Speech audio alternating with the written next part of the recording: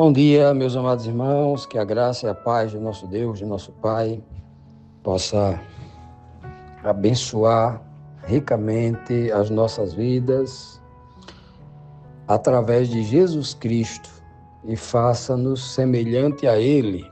Amados, hoje, quarta-feira, vamos dar aqui continuidade à nossa lição bíblica diária do livro de Isaías, capítulo 34. Esta semana estamos estudando sobre a glória do Senhor.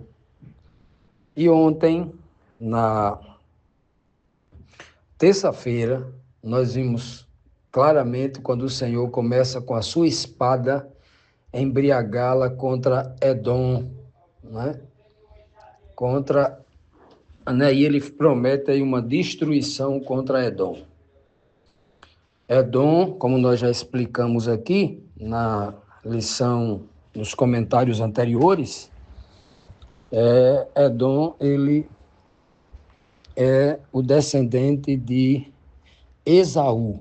É como se ele estivesse falando aqui de Esaú, aquele que edificou a cidade de Bozra, e conhecida ali pelo monte de Seir. Há algumas profecias aqui no livro de Isaías, algumas citações contra Seir, o monte de Edom, o monte dos descendentes de Edom, o monte fortificado, a cidade construída em cima do monte, uma fortaleza que eles achavam intransponível e se orgulhava dessa fortaleza, né? Que a força do homem havia construído, etc, etc. Pois bem, nós vimos isso, né? Que o Senhor iria com a sua espada embriagar contra os edomitas, e Edom, né? A cidade de Bozra, e eles seriam oferecidos ali, seriam mortos, né? Como um animal gordo, derramaria o sangue e a gordura, um símbolo de pecado, né?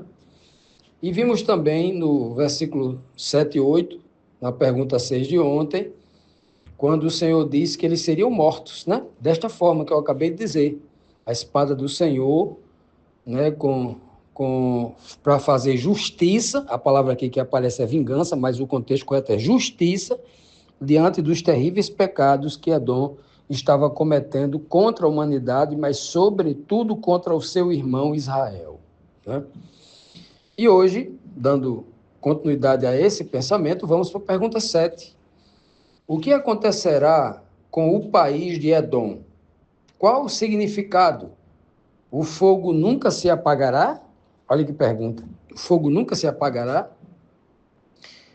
Isaías 34, 9 e 10 diz, os rios de Edom vão virar piche, a terra vai virar enxofre, o país inteiro queimará como piche.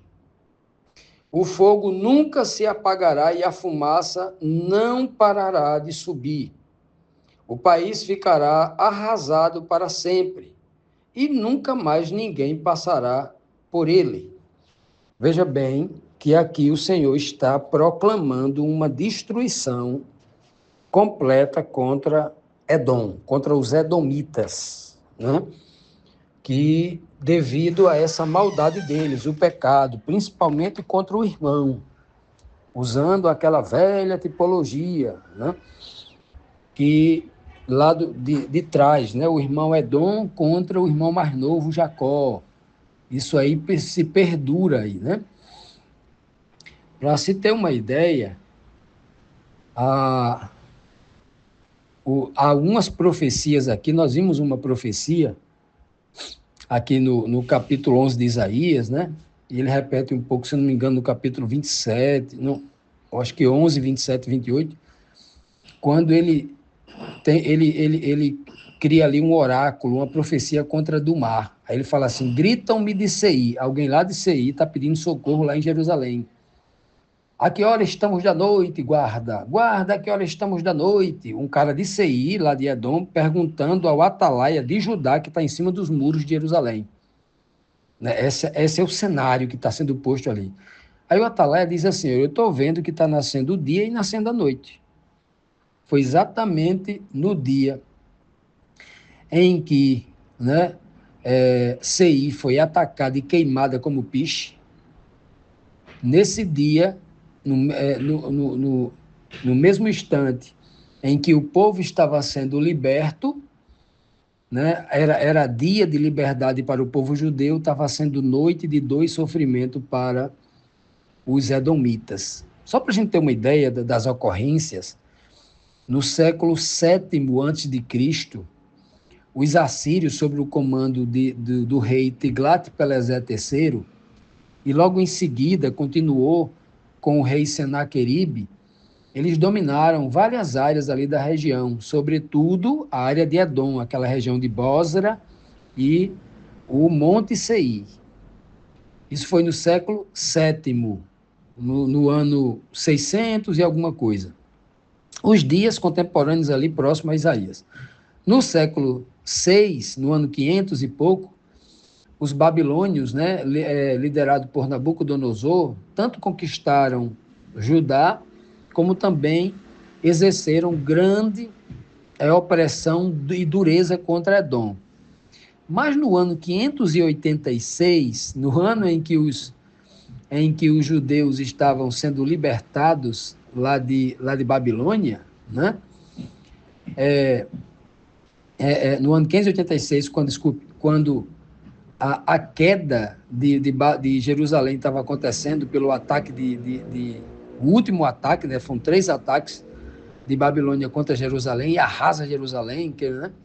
Edom, naquele momento, ele foi acusado de se aproveitar da desgraça de Judá, dos seus irmãos judeus. Está lá em Obadias, capítulo 1, versículo 10 a 14. Os edomitas, né, festejaram a desgraça de Judá. Por isso que no século seguinte, no século V, 400 e alguma coisa, os nabateus tomaram definitivamente o território edomita, expulsando os edomitas para o sul da Judéia, aonde eles chamaram de Idumeia, aquela região ali, para vocês terem uma ideia que se cumpre precisamente essa profecia, que aquela cidade, como diz aqui o Senhor aqui, né, teria um fogo que nunca mais se apagaria, pela maldade que Edom causou contra o mundo, mas principalmente contra o povo de Deus.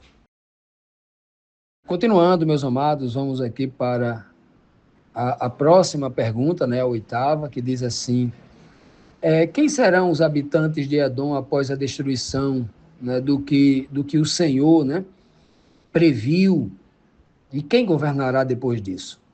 O versículo 11 a 15, vou aqui recortar aqui algumas partes do versículo, para tentar explicar o que aconteceu ali, o que iria acontecer segundo a previsão do Senhor, né? Ele diz assim, corujas e corvos serão os donos do país. Que país? O país de Edom, dos edomitas, a partir da cidade de Bósra, como ele já cita aqui no contexto. Então, as corujas e os corvos morarão, ou seja, não terá habitante, né? E construirão os seus ninhos por toda parte. O Senhor fará com que o país seja de novo um lugar vazio. Edom não terá um rei para governá-lo. Espinheiros crescerão nas mansões. Onde eram as mansões, agora só tem espinheiro. Não tem ninguém morando na cidade dessa, né? Edom será um lugar onde viverão raposa e avestruzes, ou abutres, em algumas versões. Demônios chamarão uns aos outros. Como assim, demônios? Chamarão uns aos outros. E ali a bruxa do deserto encontrará um lugar para descansar. Os urubus se juntarão, cada um com os seus companheiros, ali na cidade. Vejam, meus amados, que linguagem mais estranha essa para o Senhor tentar dizer para nós que o fim de Edom seria tão triste por causa da maldade dele, a justiça do Senhor, quando chegar, seria tão firme, tão justa, né?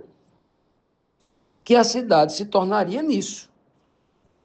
Não teria ninguém habitando lá e que aquilo lá seria a habitação desses animais do deserto, animais selvagens, que vivem onde não tem ser humano. Como é que uma coruja não vive, né? Não mora dentro da casa do ser humano, né? Os corvos também. Raposa, né? Ele cita aqui, né? raposa, avestruz, né, abutre, né, urubus, se juntarão ali, ou seja, é uma cidade completamente deserta. Agora, essa aqui, meus amados irmãos, é uma linguagem muito clara, porque isso aqui não aconteceu plenamente de forma literal. Por quê? Porque ninguém nunca viu os demônios habitando ali na cidade de Bósra, no Monte Seir. Ninguém nunca viu. Ninguém nunca viu a bruxa do deserto. O que danado é bruxa do deserto? Se não existe bruxa do deserto. Ah, o Senhor está usando aqui as crendices, o folclore, a cultura dos judeus que inventavam essas coisas para falar a linguagem deles, ou seja, a mente de vocês doentia por procurar idolatria e demônios, isso vai assombrar vocês mesmos, a própria mente de vocês. Os demônios, né, vão assustar isso. Exemplo, aqui no Nordeste existe um folclore para os homens que vão caçar e que exploram a natureza e abusam da natureza. Eles criaram no folclore uma defensora das matas chamada Fulozinha, que, na verdade, o nome é Florzinha, mas o nordestino chama Fulozinha, chama Fulô, não chama Flor, devido à dificuldade de falar, né? Pois bem, então criou-se esse mito, e no meu tempo de interior, quando eu era criança, os meus bisavós, os antigos, falavam disso, tinham medo. Quando escutava aquele assovio, tinha um arrepio na pele, eles iam embora com medo dessa fulozinha, dar uma surra neles. Da mesma forma, esse tipo de cultura, de folclore, havia naquela época, que Deus está usando esta linguagem para se comunicar com o povo, para dizer, isso que vocês inventaram vai assombrar vocês. Agora, a principal informação por trás disto aqui, meus amados irmãos, é justamente uma linguagem mostrando do juízo final, lago de fogo e enxofre, quando Satanás, os seus anjos, serão destruídos ao final, mas antes de ser destruído completamente, de ali virá um rio de piche, a cidade ficará vazia. A terra ficará vazia. A terra inteira ficará habitada só por demônios, seres espirituais, a bruxa do deserto e demônios. Isso aqui é uma figura de linguagem. Então, para aqueles que dizem, durante o milênio, a terra nunca vai deixar de ser habitada. A terra vai estar habitada sempre, tal. Nós temos inúmeras referências na Bíblia. Isaías, Jeremias, Ezequiel, vários profetas menores falando essa mesma linguagem que não se cumpre perfeitamente nem com Edom, nem com Seir, nem com Jerusalém, nem com a Samaria, nem com Nínive, nem com Tiro e Sidom. Todas as cidades que recebem esse tipo de sentença ficará completamente isolada e vazia, nenhuma delas ficaram nunca. Né? Babilônia também, né? Então veja que os assírios, os babilônios, né, naquela região ali do Iraque, né, o próprio Nabucodonosor estava tentando reconstruir, segundo ele, era o próprio segundo Nabucodonosor, né, o Saddam Hussein. Então veja bem, meus amados irmãos, que isso aqui é uma referência clara, porque nunca o Monte Seir e a cidade dos Edomitas viraram um rio de piche que se queima para sempre. Não, essa é uma figura de linguagem que o Senhor está falando, usando o juízo muito menor, né? Como ele usou o juízo de Sodoma e Gomorra, que foi completamente fulminado e que não existe nada até hoje lá queimando até hoje. É uma referência ao juízo final, o momento em que a terra ficará completamente deserta e vazia, habitada apenas por demônios, bichos da noite, tipos que se referem a coisas da noite, da morte, né? Animais necrófagos, como aqui a coruja, o corvo, né? A raposa, o urubu, são animais aqui que representam a noite, a escuridão, a solidão, a morte, são tipos. Pois bem, que o Senhor nos abençoe, nos ilumine a mente para entendermos essa linguagem tão linda e profunda das doutrinas verdadeiras do Senhor.